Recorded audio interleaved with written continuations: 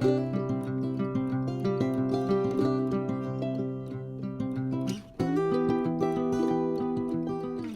kids and adults who want to come along for the fun. If you're receiving this video, it's because you've signed up for my class, Catch a Ginger Bug and Make Old-Fashioned Soda.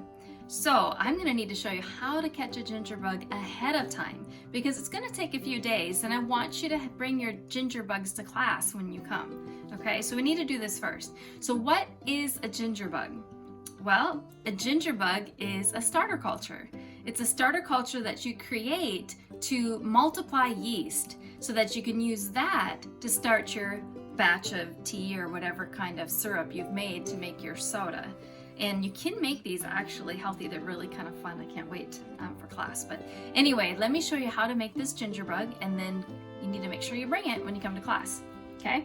So all you need to start with is a quart jar. You're gonna need some fresh ginger root. Just anything from the grocery store is fine. And you're gonna need a shredder.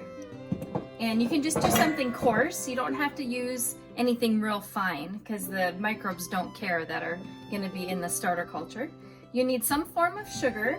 I'm using raw sugar. I don't want to use any more expensive sugar because this is going to be consumed by the microorganisms anyway, but I also want to still stay away from that nasty white sugar in the store. So we're just going with raw Florida sugar. So, and then a couple things to just close up our jar. So to get going, we want our jar to be 3/4 of the way full with water. This is not exact at all, just eyeball it. About 3/4 of the way full is fine.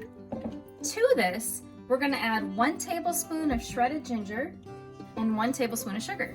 So let's go ahead and shred our ginger. Now you don't need to peel it because it's gonna end up being strained before we use it anyway. So we're just giving the microbes something to feed off of. In this case, it's yeast, friendly yeast. And I only need a tablespoon worth. That should be good. So now I'll go ahead and add my tablespoon to the jar.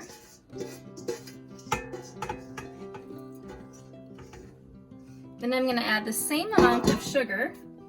So 1 tablespoon of sugar.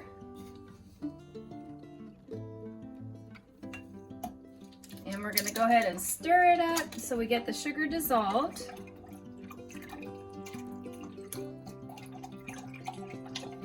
And then we just want to cover this jar so that flies can't land in it.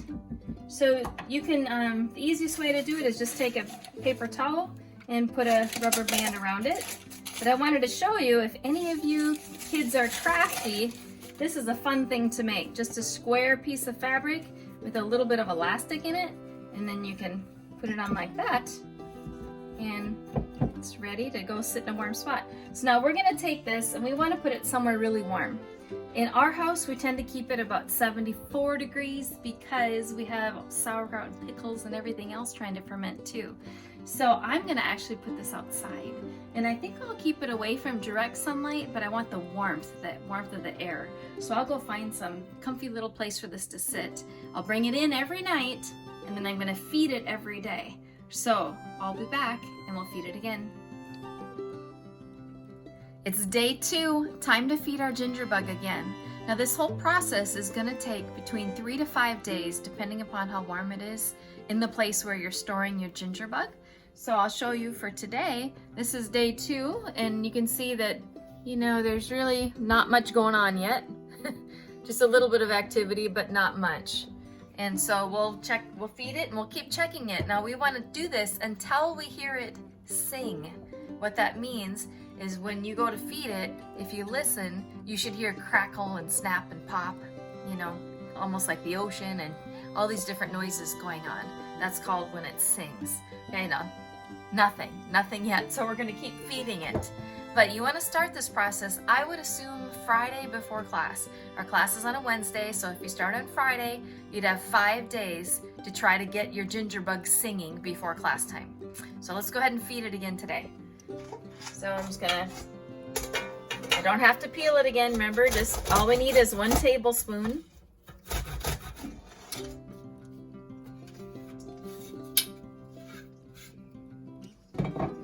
tablespoon of ginger and we'll put it in the jar. You don't have to measure. This is not an exact thing at all. And then we'll do a tablespoon of sugar. Put the sugar in there. And just give it a little bit of a stir. This way we're feeding the microorganisms that we want to multiply, in this case yeast. We'll go ahead and cover it, and we're going to stick it back outside and let it go for another 24 hours. It's day 3. Let's take a look. We've got a few little yeasty bubbles on top, but it's not really singing. So let's feed it again. 1 tablespoon of ginger, 1 tablespoon of sugar.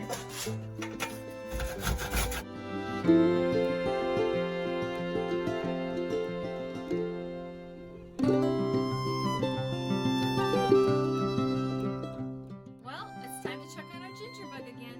Let's take a look at it today. Let's pull the cover off and see what we got. Oh, look at that! Look at all the bubbles and stuff. Let's see if it's singing. I hear snap, crackle, pop. Just like the cereal, look at that go.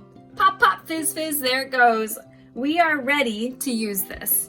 Now if you want to keep it alive, you could even feed it another day or 2. It wouldn't hurt. But when you get to class, I'm going to teach you all about gingerbug and using this starter, maintaining the starter, how much you use when you start a batch. We'll learn all about that in class.